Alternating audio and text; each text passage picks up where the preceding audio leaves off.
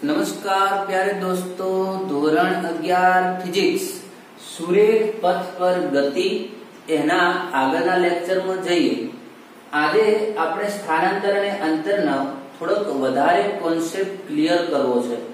તો લાસ્ટ લેક્ચરમાં છેલ્લા બે લેક્ચર થી આપણે આમ તો ભણીએ કે લાસ્ટ લેક્ચર તો સંપૂર્ણ સ્થાનાંતર અને અંતર ઉપર હતો. અંતરનું બીજું નામ આપણે પથ લંબાઈ કહેતા હતા. એનો એકમ બંનેનું મીટર હતો.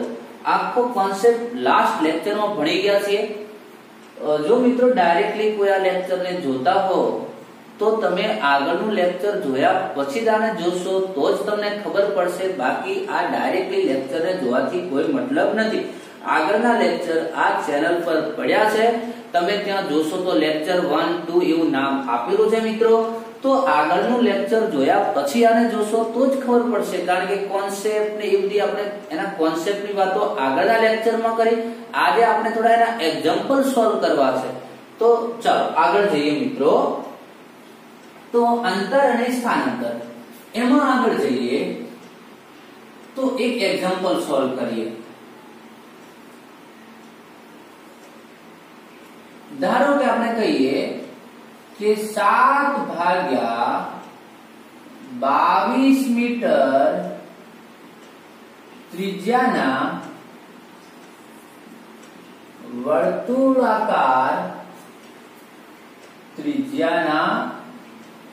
વર્તુળાકાર પથ પર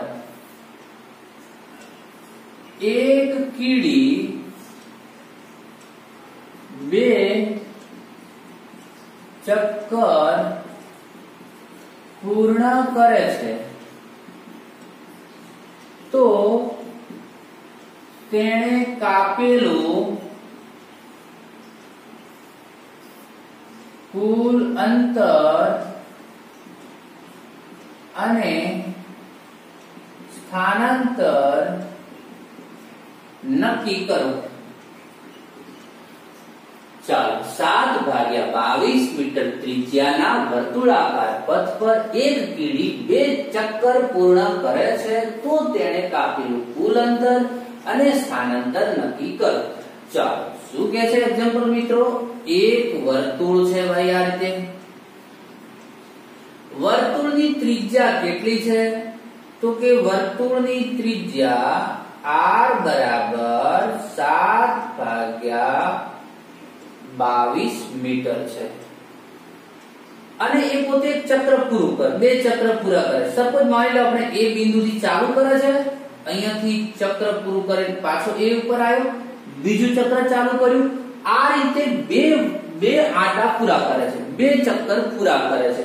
તો એ કીડી દ્વારા થયેલ કાપેલું કુલ અંતર અને સ્થાનાંતર નક્કી કરો.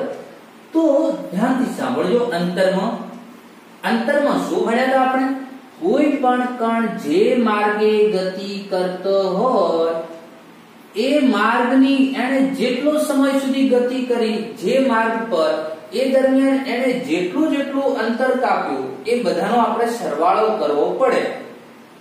હવે એક કીડી A થી ચાલુ કરે છે અને અહીંયાથી ગતિ કરતી પાછી કીડી અહીંયા આવે છે. એક આંટો પૂરો થઈ ગયો, એક ચક્કર પૂરું થઈ ગયું, બીજું ફરીથી પોતે ગતિની શરૂઆત કરે છે અને અહીંયા આવે છે. તો આ રીતે 2 ચક્કર પૂરા કરે છે. હવે અહીંયા એક વાત સ્પષ્ટ છે કે 2 ચક્કર પૂરા કરતા આ કીડી હતી ત્યાં ને ત્યાં જ આવીને ઊભી રહે છે. એ હતી ત્યાં, કારણ કે ચક્કર પૂરું કરે એટલે હતી ત્યાં ને ત્યાં જ આવીને ઊભી રહેવાની. તો કીડી 2 ચક્કર પૂરા કરીને પાછી હતી ત્યાં આવીને સ્ટોપ થાય છે. હવે સ્વાભાવિક છે કે તેણે તો એક વખત આખો એક વર્તુળ જેટલું અંતર કાપ્યું, બીજા ચક્કરમાં ફરીથી બીજા વર્તુળ જેટલું અંતર કાપ્યું, તો કુલ અંતર કેટલું થશે? તો એક વર્તુળની પરિમિતિ અથવા તો વર્તુળનો પરિઘ, કાલે હું થોડું ઝડપમાં બોલ્યો તો મેં કહ્યું નેક્સ્ટ લેક્ચરમાં વધારે વાત કરીશું. તો વર્તુળનું એક વર્તુળ પૂરું કરે તો એ અંતર કેટલું કાપ્યા? વર્તુળના પરિઘ જેટલું. અને વર્તુળના પરિઘનું સૂત્ર શું છે? 2πr. આવું તમે ભણ્યા છો મિત્રો, વારંવાર ધોરણ લગભગ ઘણા ટાઈમથી ભણતા આવતા હશો. તો વર્તુળનું પરિઘ 2πr છે, એટલું અંતર કાપે. હવે એક આંટો પૂરો કરે તો 2πr જેટલું અંતર કાપે. બીજો આટો પૂરો કરે પાછું કેટલું અંતર 2 ગણું થઈ જશે 3 આટા પૂરા કરે તો 3 વડે મલ્ટીપ્લાય કરો તો અહીંયા સ્પષ્ટ છે અહીં એક ચક્કર દરમિયાન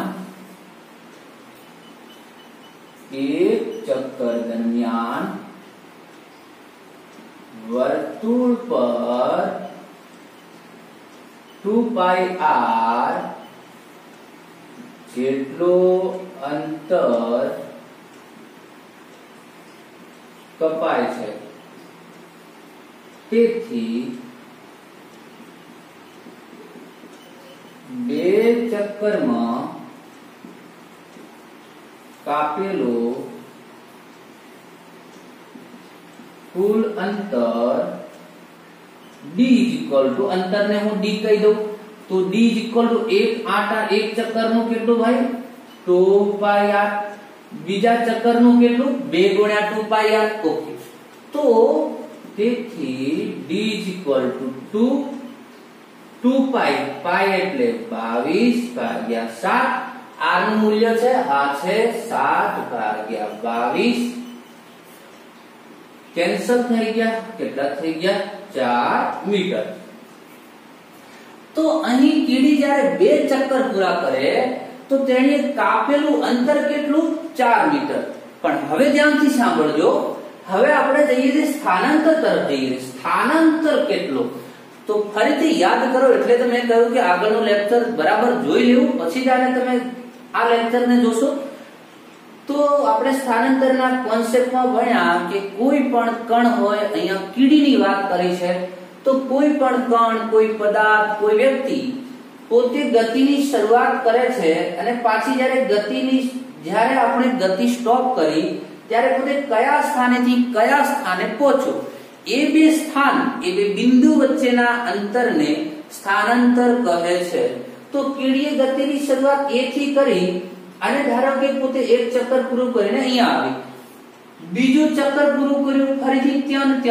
આવી તો કીડી હતી ત્યાં જ આવી ગતિની શરૂઆત કરી ત્યારે તેનું સ્થાન a આગળ હતું હવે એને 2 ચક્કર પૂરા કર્યા ત્યારે પણ તેનું સ્થાન a આગળ છે તો એના સ્થાનમાં કોઈ ફેરફાર થયો ખરો ના સ્થાનમાં કોઈ ફેરફાર થતો નથી તો એના સ્થાનમાં થયેલો ફેરફાર તો 0 છે તો એને કરેલું સ્થાનાંતર 0 છે તો અહીંયા આપણે કહીશું અહીં 2 ચક્કરના અંતે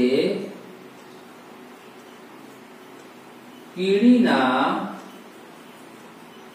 સ્થાનમાં કોઈ ફેરફાર થતો નથી તેથી સ્થાનાંતર d કહો x કહો r કહો જે કેવો છે બરાબર અહીંયા તમારી બુકમાં ઘણી વખત x પણ કહે છે તો સ્થાનાંતર x બરાબર 0 કારણ કે કીડી હતી ત્યાં આવીને ઊભી રહે છે તો આનાથી તમારો સ્થાનાંતર અને અંતરનો કોન્સેપ્ટ વધારે ક્લિયર થયો હશે મિત્રો ચાલો એક બીજું લઈએ એક્ઝામ્પલ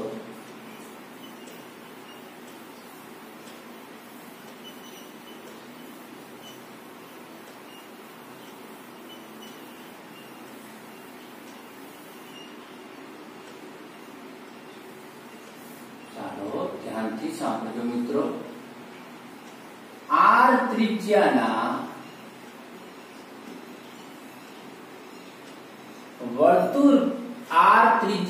વર્તુળ પર કીડીને દોડાવી એક કીડી 1/4 આંટો પૂર્ણ કરે છે તો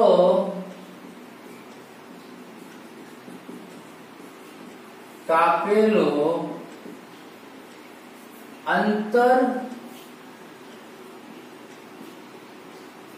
અને સ્થાનાંતર નક્કી કરો. ચાલો, આર ત્રિજ્યાના વર્તુળ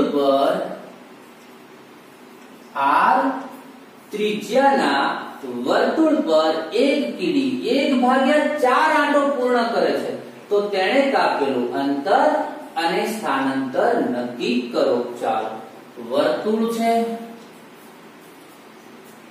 આર ત્રિજ્યાનું વર્તુળ છે.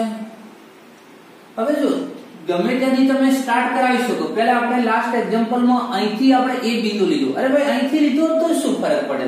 અહીંયા એ લીધું તો એક આંટો પૂરો કરે, પાછો અહીંયા આવે, બીજો આંટો પૂરો કરે, અહીંયા આવે.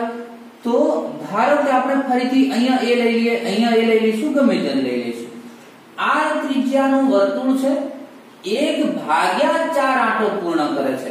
તો જો આટલું આખું વર્તુળ પૂરું કરે તો એક આંટો, આટલું આવીને અહીંયા અટકી જાય તો અડધો આંટો, આટલે આવીને સ્ટોપ થાય તો ચોથા ભાગનો આંટો. એટલે તો ખબર પડે મિત્રો તમને કે આ વર્તુળના 4 ભાગ કરી દઈએ તો આ ચોથા ભાગનો આંટો થાય. તો અહીંયા A થી ચાલુ કરી અને ક્યાં સુધી પહોંચશે? કણ B સુધી પહોંચશે. તો A થી B સુધી પહોંચે અહીંયા. તો એને કાપેલું અંતર અને એને કરેલું સ્થાનાંતર નક્કી કરો. આવો આપણો ક્વેશ્ચન છે. ઓકે, તો અહીં 1/4 આંટામાં તેણે કાપેલું અંતર D = ચાલો, કાપેલું અંતર એક આંટાનું કેટલું હમણાં જ વાત થઈ 2πr. તો અડધા આંટાનું હોય તો 2 વડે ભાગી દો. ચોથા ભાગનો આંટો છે તો 4 વડે ભાગી દો. તો એક આંટાનું અંતર 2πr અને જો 2 આંટાનું હોય તો જેમ સમજો તે રીતે ચોથા ભાગનો આંટો છે 4 વડે ગુણો, અથવા તો આપણે લાસ્ટ એક્ઝામ્પલ કોઈ 2 આંટાનું 2 વડે ગુણો, 3 આંટાનું 3 વડે ગુણો, અડધો આંટાનું હોય તો અડધા વડે ગુણો. ચોથા ભાગનો આંટો છે તો ચોથા 1/4 જેટલા આંટા હોય એટલા વડે ગુણી દો. ઓકે, તો આન્સર કેટલો આવશે ભાઈ? 2 કેન્સલ, 2 કેન્સલ, તો કેટલો આવશે? πr/2. હવે તમને કોઈ વેલ્યુ આપેલી હોય r ની બીજી તો આપણે મૂકતા અહીંયા r ની વેલ્યુ r જ રાખી લે. πr/2 જેટલો આપણો આન્સર આવશે મીટરમાં કહી દીધું. તો આ થયું તમારું અંતર કે અહીંથી અહીંયા પહોંચે છે તો કાપેલું અંતર થયું. પણ હવે ધ્યાનથી સાંભળજો મિત્રો, સ્થાનાંતર કેટલું? તો કે હતો ક્યાં? A આગળ, પહોંચ્યો ક્યાં? B આગળ. તો અહીંયા એનું સ્થાન હતું એનાથી B જેટલું B આગળ એનું સ્થાન થઈ ગયું. તેના સ્થાનમાં ફેરફાર થયો. આ ઓબ્વિયસલી થયો ભાઈ. કેટલો? A થી B જેટલો. તો આટલો એના સ્થાનમાં ફેરફાર થયો. આપણે કહ્યું તો સ્થાનાંતર એટલે કે displacement only depends on first position and last position. It does not depend on path. એ કયા માર્ગે ગતિ કરે છે એના ઉપર આધાર રાખતો નથી. તમારું પહેલા કયા સ્થાન ઉપર હતો અને પછી એ કયા સ્થાન ઉપર પહોંચ્યો એના ઉપર આધાર રાખે છે. તો આ આપણું સ્થાનાંતર હતું. અંતરમાં તો એને ગતિય વર્તુળ ઉપર કરી એટલે જ્યાં ગતિ કરે એ માર્ગની લંબાઈ માપવી પડે એટલે પથ લંબાઈ કહીએ. અહીંયા તો સ્થાનાંતર જોવાનું. A આગળ હતો, B આગળ પહોંચ્યો તો આ એનું સ્થાનાંતર થયું AB જેટલો. ધારો કે આ કેન્દ્રને O કહી દઈએ. તો અહીં સ્થાનાંતર કેટલો? તો કે સ્થાનાંતર AB જેટલું થશે. ચાલો તો AB ની ગણતરી કરી લઈએ. અરે AB ની ગણતરી કરવી કઈ રીતે? આવું સિમ્પલ મેથેમેટિક્સ તમે જાણો છો કે અહીંયા કાટકોણ ત્રિકોણ બને છે. આ અંતર r ત્રિજ્યા છે, આ અંતર પણ r. તો કાટકોણ ત્રિકોણમાં બે બાજુઓ આપેલી હોય તો કર્ણ શોધી શકાય. તો તમે શોધી શકો છો એને તમે પાયથાગોરસનો પ્રમેય કહો છો. મિત્રો હવે આવું બધું સ્પષ્ટતા કરવી બહુ સારી વાત નથી, પણ હજુ તમે શરૂઆત કરી છે ભણવાની એટલે થોડું યાદ કરાવી લઉં છું. બાકી એવું બધું તમને ડાયરેક્ટલી ખબર હોય તો AB બરાબર કેટલા થશે? તો પહેલી વાત તો એ કે અહીંયા સ્થાનાંતર કેટલો? અહીં સ્થાનાંતર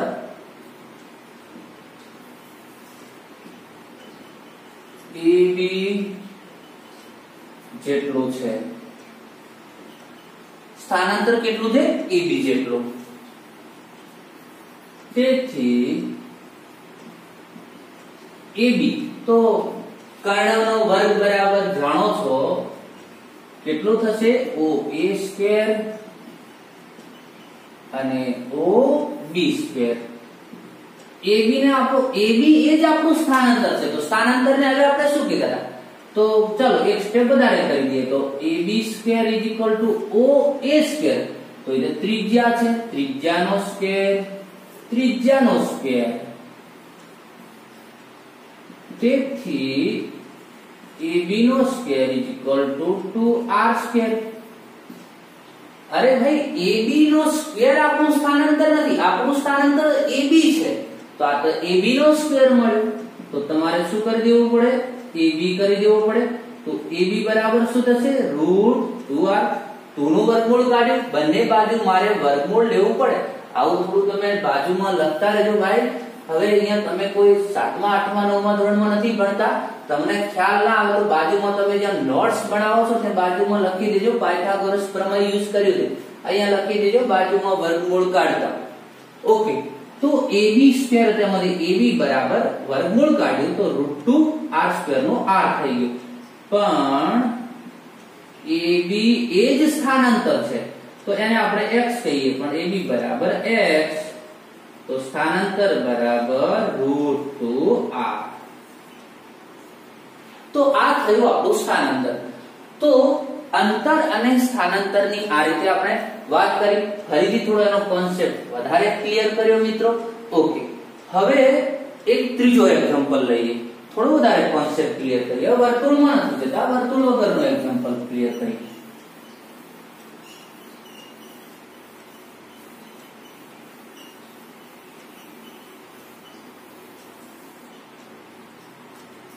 જ્યારે તમને ડિરેક્શન દિશાની વાત કરે તો તમને ખબર છે નકશા પ્રમાણે તમે દિશા જાણો છો મિત્રો.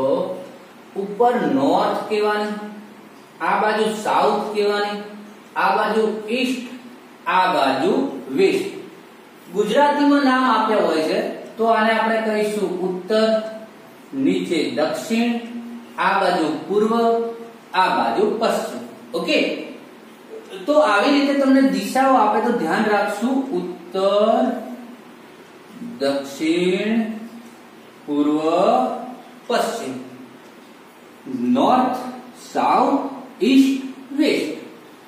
હવે તમને એમ કહે કે એક વ્યક્તિ પૂર્વ તરફ 5 મીટર ચાલે છે. ધ્યાનથી સાંભળો. આવી જ્યારે તમને વાત કરે એક વ્યક્તિ પૂર્વ દિશામાં 5 મીટર ચાલે છે તો ચાલો આ બાજુ આપણે 5 મીટર ચાલે એવું કહી શકીએ આ રીતે. પછી શું કહીશું? પછી એવું પાછું કે એક વ્યક્તિ પૂર્વ દિશામાં 5 મીટર ચાલ્યા પછી ઉત્તર તરફ 5 મીટર ચાલે છે. તો ફરીથી હવે ત્યાંથી કઈ બાજુ ચાલવા માંડે? હવે ઉત્તર તરફ. પહેલા પૂર્વ તરફ ગયો, પૂર્વ તરફથી પાછો ઉત્તર તરફ ગયો. તો તેણે કાપેલું કુલ અંતર અને સ્થાનાંતર કેટલું? આવું આપણને જ્યારે પૂછે, ધારો કે O બિંદુ આગળ હતો, આ બિંદુને આપણે A કહી દઈએ, આ બિંદુને B કહી દઈએ. તો પહેલા પૂર્વ દિશામાં ચાલે તો આપણે અહીંથી ચલાવવાનું ચાલુ કરવાનું.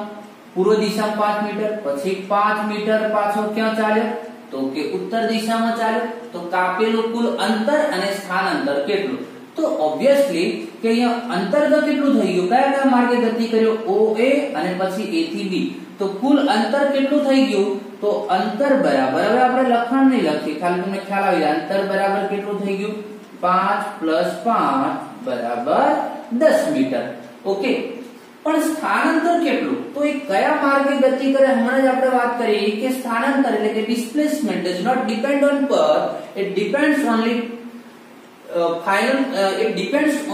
origin position and final position. એના ઉપર તો આધાર રાખે છે ભાઈ. તો અહીંયા એની પ્રારંભિક સ્થિતિ ક્યાં હતી? O આગળ. ફાઇનલ પોઝિશન એટલે ક્યાં પહોંચી ગયો? B આગળ. તો આ એનું સ્થાનાંતર થયું. તો સ્થાનાંતર કેટલું થયું? તો કે OB જેટલું. OB શોધવો કઈ રીતે? તો હમણાં જ વાત કરી અહીંયા પણ કાટકોણ ત્રિકોણ પણ છે. OA square plus AB square. તો તમે આ અંતર તો ખબર પડી ગઈ. સ્થાનાંતર કેટલું થશે અહીંયા? तो कि स्थानांतर d इज इक्वल टू अथवा x इज इक्वल टू हमारा આપણે સ્થાનાંતર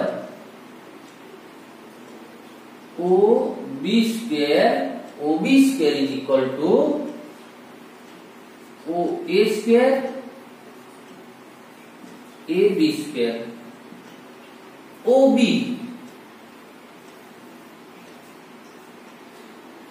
OA એટલે 5 નો સ્ક્વેર 5 નો સ્ક્વેર OB સ્ક્વેર 25 પ્લસ 25 50 અને તેથી OB એટલે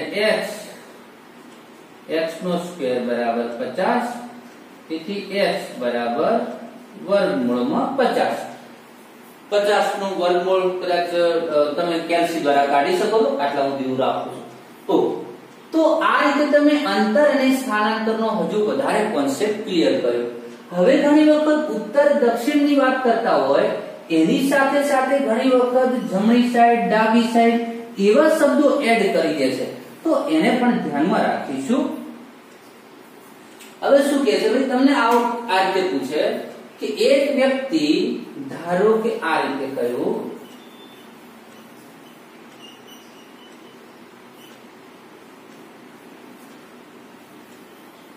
ચાલો ધ્યાનથી સાંભળજો મિત્રો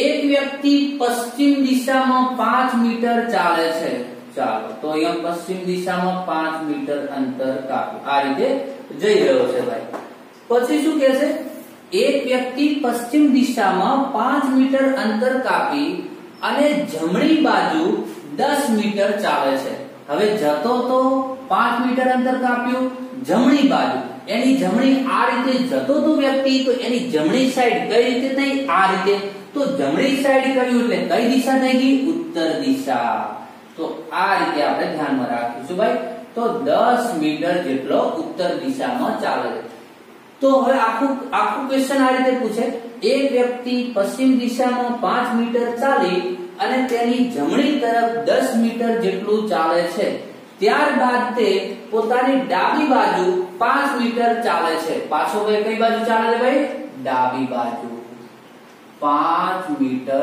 અંતર કાપે છે હવે તમને અહીંયા એવું ક્વેશ્ચન પૂછ્યો હોય આ થોડુંક તો રકમ તમને સ્થાનાંતર શોધવામાં તકલીફ પડશે મેં તે સેટ નથી કર્યું પણ અંતર પૂછે તો કેટલું થાય તો કે 5 + 10 15 15 ને 5 20 મીટર સ્થાનાંતર નક્કી કરવું હોય તો આપણે આ રીતે કંઈક નક્કી કરવું પડશે પહેલા તમારે આ રીતે 5 મીટર છે શોધી લો આ 5 થશે આ 5 છે એટલે પહેલા તમે આટલું શોધી લો ત્યારબાદ તમે 5 અને 5 ઉપરથી ફરીથી આટલું શોધી લો બંનેનો સરવાળો કરી દો હિન્ટ આપી છે બરાબર મેં તમને સમજાવ્યું અહીંયા મારે સમજાવવું તો શું તમને તો જેમ ઉત્તર દક્ષિણ દિશામાં જે રીતે આપણે વાળતા હતા એ રીતે અહીંયા ડાબી અને જમણી સાઈડ કયું હોય તો ડાબી અને જમણી સાઈડ પ્રમાણે આપણે કઈ રીતે એને વાળવું એની આપણે વાત કરી તો આ રીતે તમને અંતર અને સ્થાનાંતરમાં ખ્યાલ આવી ગયો છે મિત્રો ઓકે તો બાકીના તમે એક્ઝામ્પલ હોય છે ઘણા બધા એક્સ્ટ્રા સાહિત્ય હોય છે હાલ તમે અહીંયા લેક્ચર પર ધ્યાન આપશો થોડો થિયરીનો કોન્સેપ્ટ શીખી લેશો પછી તમને સજેસ્ટ કરીશું કે તમારે કયા સાહિત્યમાંથી ક્યાંથી પ્રેક્ટિસ કરવી એક્સ્ટ્રા દાખલાઓ ક્યાંથી સોલ્વ કરવા બીજું કે આપણે અહીંયા ઘણું બધું છોકરાઓ ભણવાના છીએ થિયરી એક્ઝામ્પલ એક્સરસાઇઝ ઉદાહરણ બધું જ અહીંયા સોલ્વ કરાવીશું બરાબર તો તમે તમને જે કંઈ અહીંયા ભણાવવામાં આવે છે એના પર બરાબર ધ્યાન આપશો હવે નેક્સ્ટ લેક્ચરમાં આપણે જવાના છીએ વેગ અને ઝડપમાં તો નવો ટોપિક બહુ જ અગત્યનો છે બહુ એટલે બહુ જ અગત્યનો છે આપણા માટે તો નેક્સ્ટ લેક્ચરમાં આપણે ભણીશું વેગ અને ઝડપ તો આજે આટલા સુધી રાખીએ છીએ સ્થાનાંતર અને અંતરને આપણે અહીંયા કમ્પ્લીટ કરીએ છીએ એક્સરસાઇઝનો કોઈ એક્ઝામ્પલ હશે તો હું કાલે એનો ક્રમ કહી દઈશ તમને તો તમને એની પ્રેક્ટિસ કરવા માટે આપી દઈશ તો આ રીતે આપણે આજના લેક્ચરને અહીંયા સ્ટોપ કરીએ છીએ